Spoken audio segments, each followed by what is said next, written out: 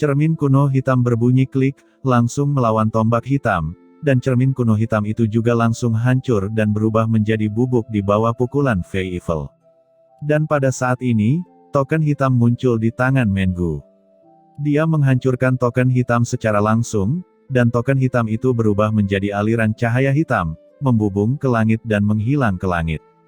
Dalam konfrontasi sederhana antara Mengu dan Fei Evil ini, dia sudah merasakan krisis, dan segera mulai memanggil kekuatan di belakangnya.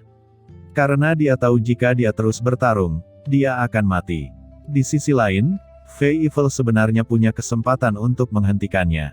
Tapi Qin Chen mengangkat tangannya untuk menghentikannya. Biarkan dia memanggil, ucap Qin Chen berkata dengan acuh tak acuh, saya tidak ingin orang berpikir bahwa saya menindas yang kecil.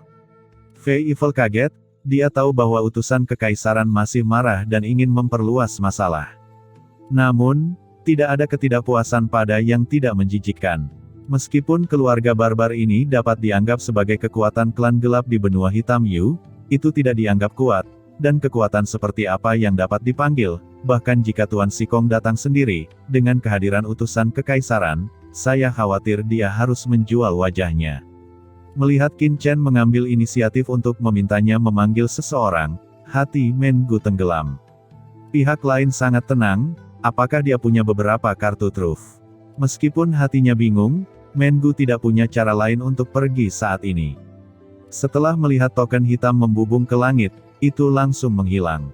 Mengu menatap Qin Chen dengan mata ganas, aku tidak peduli siapa kamu, karena kamu berani membunuh anakku, keluarga Men kamu tidak akan pernah menyerah. Pada saat ini, ruang di atas kepala Mengu tiba-tiba bergetar hebat, dan semua orang mengangkat kepala satu demi satu, menunjukkan ekspresi kaget. Segera, ruang itu berubah menjadi pusaran, dan seorang pria parubaya berbaju zirah keluar dari pusaran. Baju besi di tubuh pria parubaya ini gelap gulita, dan dia dipenuhi dengan kekuatan yang mengerikan. Ketika dia melihat orang itu datang, mata Mengu tiba-tiba menunjukkan kegembiraan, dan hatinya sangat gila, dia melangkah maju dan buru-buru memberi hormat kepada pria parubaya berbaju zirah itu. Melihat orang itu datang, Qin Chen dan Fei Evil sedikit mengernyit, sedikit bingung. Karena pria parubaya berbaju zirah di depannya adalah anggota pasukan kelima dan bawahan Fei Evil. Setelah pria parubaya keluar, dia melihat sekeliling, dan segera matanya tertuju pada Qin Chen dan Fei Evil. Ketika dia melihat Qin Chen dan Fei Evil, kaki inspektur melunak dan dia hampir berlutut. Pria parubaya saat ini sangat terkejut. Mengapa Kapten Fei Evil dan utusan kekaisaran ada di sini? Pada saat ini, Mengu dengan cepat mendatangi pria parubaya itu dan memberi hormat dengan hormat, dan jiwa para tetua lain dari keluarga Men di belakangnya juga datang satu demi satu, masing-masing dari mereka tampak marah, memberi hormat dengan tergesa-gesa, dan berkata dengan hormat, Tuan Inspektur, ada banyak orang di kota Suantian ini, kedua orang itu melindungi penjahat dan bahkan membunuh ahli waris keluarga Men saya. Saya juga berharap inspektur akan mengambil tindakan untuk mencari keadilan bagi keluarga Men saya.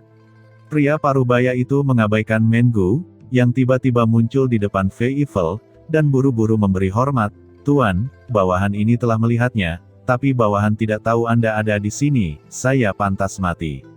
Ucap pria parubaya berkata dengan hormat. Apa Tuan? Begitu pernyataan ini keluar, semua orang di lapangan sedikit bingung. Mengu dan banyak tetua keluarga Men langsung membatu di tempat. Pada saat ini, Mengu tiba-tiba muncul di depan pria parubaya itu, dan dia buru-buru berkata, Tuan Inspektur, apakah Anda mengenal kedua orang ini? Pria parubaya itu tiba-tiba berbalik dan menamparnya. Sebelum Mengu dapat bereaksi, seluruh tubuh fisiknya langsung runtuh, dan berubah menjadi tubuh jiwa. Semua orang melihat pemandangan ini dengan ngeri, ekspresi mereka bingung karena ngeri. Apa yang terjadi? Mengapa inspektur yang dipanggil oleh Mengu malah menyerang Mengu? Pria parubaya itu menatap dingin ke arah Mengu yang agak bingung, dan berkata dengan nada marah dan panik, ada dua orang apa? Panggil mereka Master. Dia melirik Fei Evil di sampingnya, dan melihat bahwa mata Fei Evil dingin dan membunuh, dan dia tahu bahwa Kapten sangat marah padanya, dan dia merasa seolah ingin membelah hati Mengu hidup-hidup. Pada saat ini, pikiran Mengu kosong, dan orang-orang kuat dari keluarga Men itu bahkan langsung menjadi pucat. Pria parubaya memberi hormat sedikit kepada Qin Chen, dan kemudian dengan gemetar berkata kepada Fei Evil, "Tuanku, ini, apa yang terjadi? Apakah mereka menyerangmu?" Wajah Fei Evil sangat marah dan berkata dengan dingin, "Tidak apa-apa untuk menyerang saya, tapi mereka juga masih ingin menyerang Tuan, dan dia juga mengatakan bahwa dia ingin menghancurkan klan Tuan. Anda adalah pendukungnya, apakah Anda ingin membelanya?" Pria parubaya itu membeku sesaat, lalu buru-buru berkata, "Kapten, Kaisar, tidak, Tuanku, saya tidak ada hubungannya dengan keluarga barbar ini, saya sama sekali tidak mengenalnya." Suaranya bergetar saat dia mengatakan ini. Semua orang di lapangan sedikit bingung, sama sekali tidak menyadari apa yang terjadi. Mendengar kata-kata pria parubaya itu, Mengu dan yang lainnya di sampingnya menjadi sangat jelek. Tentu saja, mereka juga sangat ketakutan. Apa identitas kedua orang di depan mereka ini? Untuk membuat inspektur begitu rendah hati. Mungkinkah bos langsung inspektur? Tapi siapa orang dewasa yang harus dipanggil bos inspektur? Meskipun Mengu hanya tubuh jiwa saat ini, dia akan pingsan dan tidak bisa bernapas. "Tuanku, tolong beritahu saya bagaimana menghadapi keluarga barbar ini," ucap Fei Evil buru-buru menoleh, menatap Qin Chen, dan berkata dengan cemas. Qin Chen memberinya tatapan dingin, "Apakah Anda masih memerlukan instruksi saya tentang cara menghadapinya?" Wajah Fei Evil menjadi pucat dalam sekejap, utusan Kaisar benar-benar marah. "Saya juga idiot. Bagaimana saya bisa mengajukan pertanyaan seperti itu?" "Suezan," ucap Fei Evil menoleh dan berteriak dengan marah. Suezan adalah nama pria parubaya di bawah komandonya. Pria parubaya itu gelisah dan bergegas maju. "Tuanku, tolong beri aku petunjuk," ucap Suezan dengan hormat. Fei Evil memandang dingin ke arah Mengu dan yang lainnya, dan berkata dengan ganas, "Bunuh semua anggota keluarga Men." Mendengar kata-kata Fei Evil, mata Suezan tiba-tiba meledak menjadi niat membunuh. Di sisi lain, ekspresi Mengu berubah drastis, dan dia buru-buru berkata, "Inspektur, tolong lepaskan kami." Suezan tiba-tiba berteriak dengan marah, "Diam. Aku, Suezan, tidak ada hubungannya dengan keluarga barbarmu." Saat berikutnya, Mengu tampak ketakutan, dan dia berbalik dan lari, tidak peduli tentang hal lain. Mata Suezan menjadi dingin, dan dia tiba-tiba mengguncangnya. Jiwa Mengu ditangkap oleh tangan tak terlihat dan tidak bisa berbicara lagi. Suezan memandang Mengu dengan dingin, "Saya ulangi, saya, Suezan, tidak ada hubungannya dengan keluarga Men Anda." Wajah Mengu menjadi pucat dalam sekejap, dan pada saat ini, Suezan mengguncangnya dengan keras, jiwa Mengu mulai terbakar, langsung memusnahkan jiwanya dan mengubahnya menjadi kehampaan. Melihat pemandangan ini, para tetua barbar lainnya semuanya ketakutan, dan jiwa mereka jatuh ke tanah. Sebelum mereka ingin pergi dengan ngeri, Suezan menembak lagi, dan dengan keras, dia langsung membunuh semua orang barbar. Nafas jiwa yang mengepul langsung menyatu menjadi langit dan bumi, berubah menjadi kekuatan antara langit dan bumi. "Tuanku, bawahanmu salah, tolong berikan hukuman." Setelah melakukan semua ini, Suezan datang ke Qin Chen dalam sekejap, berlutut dengan satu kaki, dan berkata dengan hormat, "Tuanku, tolong beritahu saya apa yang harus saya lakukan dengan Suezan." Ucap Fei Evil mendatangi Qin Chen dan berkata dengan hormat. Dia tampak tidak senang, meskipun dia tidak ingin melakukan apapun pada Suezan, tetapi jika dia membuat marah utusan kekaisaran, dia harus bertanggung jawab. Suezan kaget dan ketakutan di dalam hatinya, dia tahu takdirnya berada di antara pikiran Qin Chen. Qin Chen melihat sekeliling tetapi tidak berbicara. Jejak kekejaman melintas di mata Fei Evil, dia berbalik dan langsung menamparkan Suezan. Dengan keras, tubuh Suezan mulai retak, seolah hendak hancur. Seteguk darah menyembur keluar dari mulut Suezan, dan seluruh ekspresinya tiba-tiba menjadi sangat berantakan dan lemah. Suezan tetap tidak bergerak, membiarkan telapak tangan Fei Evil memukulnya, tanpa melawan sama sekali. Sebuah telapak tangan menghancurkan tubuh Suezan, dan Fei Evil menoleh untuk melihat Qin Chen. Melihat bahwa Qin Chen belum berbicara, hatinya tenggelam. Dia mengertakkan gigi dan menatap Suezan. Dia mengangkat tangan kanannya, dan napas yang mengerikan memadat, hendak membombardirnya lagi. Dan Suezan tetap tidak bergerak, hanya berlutut dengan satu lutut tanpa perlawanan. Melihat Fei Evil hendak menyerang dan membombardir Suezan lagi. Pada saat ini, Qin Chen tiba-tiba tersenyum, "Fei Evil, kamu terlalu mudah tersinggung, orang ini adalah bawahanmu, apa yang kamu lakukan?"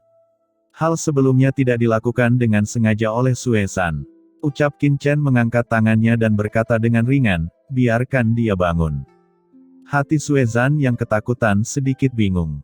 Fei Evil melihat Qin Chen dan menyadari bahwa Qin Chen tidak berbohong, jadi dia lega. "Tuanku menyuruhmu bangun, apakah kamu tidak mendengar?" Ucap Fei Evil melirik Suezan dan mendengus dingin. Suezan buru-buru berkata dengan gemetar, "Tuanku, terima kasih atas pengampunan Anda. Oke, saya serahkan sisanya kepada Anda. Saya harap Anda tidak mengecewakan saya." Ucap Qin Chen melirik Suezan dengan ringan, dan berdiri tegak. "Bawa orang berdosa ini kepadaku," kata Qin Chen melirik pria parubaya itu, lalu berkedip, dan langsung meninggalkan kota. "Masalah Tuan tidak boleh diteruskan ke orang lain." Ucap Fei Evil meraih pria parubaya itu dan memperingatkan Suezan sebelum pergi. "Kapten, jangan khawatir, saya akan mengurus masalah ini di sini." Ucap Suezan dengan sungguh-sungguh. "Itu bagus. Kali ini, utusan Kaisar berbelas kasih. Lain kali, jangan membuat masalah untukku." Ucap Fei Evil mendengus dingin, membawa pria parubaya itu, mengikuti Qin Chen dalam sekejap, dan menghilang ke langit, hanya menyisakan Suezan dan sekelompok orang yang ketakutan dari semua ras. Setelah beberapa saat, Qin Chen meninggalkan kota dan datang ke gunung tinggi di luar kota. Dia meminta Fei Evil untuk membawa pria parubaya itu ke depannya, dan kemudian meminta Fei Evil untuk pergi sementara. Meskipun dia tidak mengerti mengapa utusan kekaisaran begitu tertarik pada penjahat tersebut, Fei Evil tidak berani bertanya. Setelah meninggalkan pria parubaya itu, dia berbalik dan pergi. Setelah menunggu untuk pergi, Qin Chen menatap pria parubaya itu dan berkata dengan tenang, "Siapa namamu?" "Bah, jadi kamu juga anggota klan gelap, binatang buas." Ucap pria parubaya itu berkata dengan arogan, menyemburkan seteguk, "Jika kamu punya nyali, bunuh saja aku, siapa yang akan menunjukkan kemunafikanmu?" Qin Chen tidak bisa berkata apa-apa, sepertinya orang ini benar-benar menganggap dirinya sebagai anggota klan gelap. "Apakah kamu percaya padaku jika aku mengatakan bahwa aku adalah seorang Teran?" Ucap Qin Chen dengan suara yang dalam. "Apa? Teran? Hahaha, kamu pikir aku akan percaya padamu?" Ucap pria parubaya itu tertawa dan mencibir. "Aku tahu kamu tidak akan percaya padaku." Ucap Qin Chen tersenyum dan tidak repot-repot menjelaskan. Mengangkat tangannya secara langsung, kekuatan mengerikan mengalir ke tubuh pria parubaya itu dalam sekejap, dan kekuatan mengerikan itu mulai menyusup ke arah rantai hitam di tubuh pria parubaya itu. Qin Chen dikejutkan oleh infiltrasi ini. Karena dia menemukan bahwa rantai gelap ini mengandung sumber kegelapan khusus yang selalu menggerogoti tubuh pria parubaya itu. Pria parubaya ini jelas merupakan ras manusia, tetapi pada saat ini, sumber kegelapan khusus telah diintegrasikan ke dalam tubuhnya, dan setengah dari aturan di tubuhnya telah diasimilasi oleh sumber kegelapan ini. Orang-orang klan gelap, ini mengasimilasi dunia ini sepanjang waktu, mengubah dunia ini menjadi wilayah mereka sendiri. Gumam Qin Chen mengangkat kepalanya, wajahnya suram, dan hatinya berat. Dia menembak langsung, mencoba melepaskan rantai pada pria parubaya itu, tetapi begitu dia bergerak, pria parubaya itu mengeluarkan raungan yang menyakitkan. Rantai hitam ini telah sepenuhnya menyatu dengan tubuhnya dan tidak dapat diangkat sama sekali. Begitu dilepaskan dengan gegabah, tubuh pria parubaya itu pasti akan roboh. Qin Chen mengerutkan kening. Pria parubaya itu memandang Qin Chen dengan curiga, karena dia bisa merasakan bahwa Qin Chen sedang melepaskan rantainya sendiri. Mungkinkah dia benar-benar bukan anggota klan kegelapan? Tidak, itu tidak mungkin. Hati pria parubaya itu dingin. Ini benar-benar lelucon. Jika dia bukan anggota klan gelap, bagaimana mungkin inspektur klan gelap mengikuti perintahnya? Orang-orang klan gelap sangat tercela, mereka tidak pernah menggunakan cara apapun selama bertahun-tahun, jadi mereka tidak boleh ditipu oleh pihak lain. Dan ketika dia mendengus dingin di dalam hatinya, Qin Chen, yang memikirkannya, mengamati rantai gelap untuk sementara waktu, dan tiba-tiba merasakan gerakan di dalam hatinya. Kemudian, dia mengangkat tangan kanannya, dan saat berikutnya, kekuatan kegelapan yang tak terlihat melonjak dan bergabung ke dalam rantai gelap. Kekuatan darah Raja Kegelapan meledak dalam sekejap. Karena kekuatan biasa tidak dapat memutus rantai kegelapan ini, bagaimana dengan kekuatan darah Raja dari klan gelap? Anda dapat melihat bahwa rantai gelap ini, di bawah kekuatan darah Raja Gelap Qin Chen, langsung bersinar, rune berkedip-kedip di seluruh langit, dan cahaya rune hitam terus mengalir, terkikis oleh Qin Chen sedikit demi sedikit. Saat berikutnya, dengan tabrakan, rantai gelap ini secara bertahap ditarik keluar dari tubuh pria parubaya itu, dan akhirnya melesat ke langit, jatuh ke tangan Qin Chen dalam sekejap. Rantai ini sangat kuat, gumam Qin Chen menatap tajam ke rantai gelap di tangannya, hatinya sedikit takjub. Harus dikatakan bahwa klan gelap ini memiliki banyak hal yang layak dipelajari sendiri, seperti rantai gelap ini, yang berisi batasan dan kekuatan yang sangat mengerikan, dan saya tidak tahu bahan apa yang digunakan untuk menyempurnakannya. Rantai ini dapat memblokir asal prajurit, dan dapat mengintegrasikan kekuatan dalam rantai ke dalam tubuh orang yang diblokir setiap saat, dan mengasimilasi kekuatan orang yang diblokir. Ini juga alasan mengapa pria parubaya itu memiliki asal-usul kegelapan di tubuhnya. Mungkin, dalam 1.000.000 tahun lagi, manusia parubaya di depannya, di bawah asimilasi rantai gelap, dapat sepenuhnya menjadi anggota klan gelap. Dan sementara Qin Chen dengan hati-hati melihat rantai gelap itu, tiba-tiba, aura mengerikan dari seorang yang terhormat meletus. Qin Chen mengangkat kepalanya dan melihat pria parubaya itu tiba-tiba meninjunya. Di tubuhnya, darah melonjak dan tiba-tiba meledak. Darah ini mengandung kemauan yang pantang menyerah, dan bahkan membakar jiwanya sendiri, ingin melepaskan pukulan mematikan ke Qin Chen. Orang ini telah disegel selama ribuan tahun yang tak terhitung jumlahnya, dan telah lama lemah. Dia baru saja dibuka segelnya saat ini. Dalam keadaan yang sangat lemah, dia sebenarnya langsung membakar darah dan jiwanya sendiri. Tidak peduli apa lawannya, dia juga akan membakar darah dan jiwanya sendiri karena konsumsi darah dan jiwanya itu kosong, dan langsung meledak sampai mati. Ini adalah pukulan yang terlihat seperti kematian. Dengan satu pukulan, paksaan yang mengerikan dengan aura pembunuh yang tak ada habisnya turun ke kepala Qin Chen dalam sekejap. Qin Chen menghela nafas. Dia mengangkat tangannya, dan kekuatan mengerikan mengalir seperti lautan luas, langsung menyegel pria parubaya itu. Kekuatan di tubuh pria parubaya itu langsung ditekan, dan dia tidak memiliki kemampuan untuk melawan sama sekali. Orang itu jatuh dengan keras ke tanah. Dia memandang Qin Chen dengan kaget dan marah, tetapi dia tidak menyangka bahwa dia tidak bisa menyakiti Qin Chen sedikit pun dengan pukulan dengan seluruh kekuatannya. Sepertinya kamu masih tidak percaya padaku, ucap Qin Chen menghela nafas dan menggelengkan kepalanya. Tidak mungkin aku mempercayaimu, ucap pria parubaya itu mengertakkan giginya. Apakah kamu tidak percaya itu juga?